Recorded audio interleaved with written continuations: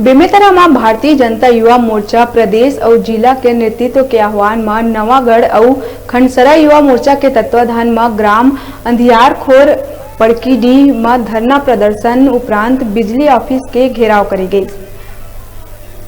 छत्तीसगढ़ में लगातार बिजली बिल के बेतहाशा वृद्धि के विरोध में भारतीय जनता युवा मोर्चा कई चरण में बिजली बिल लेके आंदोलन करत है।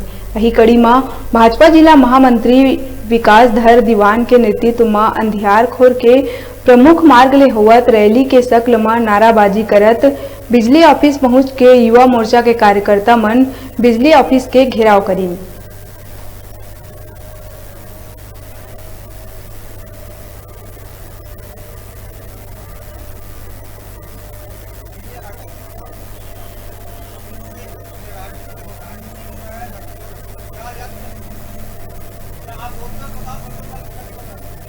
आज भारतीय जनता पार्टी युवा मोर्चा के तत्वाधान में पड़कीडीह में धरना प्रदर्शन किया गया था।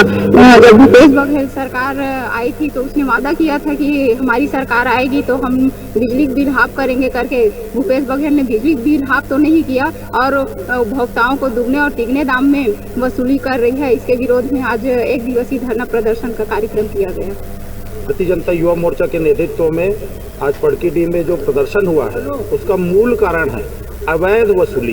वो भी एक ही ऐसा क्षेत्र था बिजली विभाग जिसमें अवैध वसूली इनकी शेष थी, उसको भी इस सरकार ने बहुत बड़ी मात्रा में शुरू कर दी है और बहुत बड़े राशि का आज लोगों के पास बिजली बिल आ रहा है। ये रेत माफिया के नाम से वसूली करते रहे, कोयला माफिया के नाम से वसूली करते रहे, लैंड के नाम से वसूली करते रहे। किस क्षेत्र पे नहीं है जिस पे इन लोगों ने वसूली नहीं किया अवैध रूप से। आज बिजली के नाम से अवैध वसूली किया जा रहा है, जिसके विरोध में भारतीय जनता पार्टी और युवा मोर्चा आज पड़कीडीह में खंडसरा मंडल और नवागढ़ मंडल के नेतृत्व में आज धरना प्रदर्शन की है।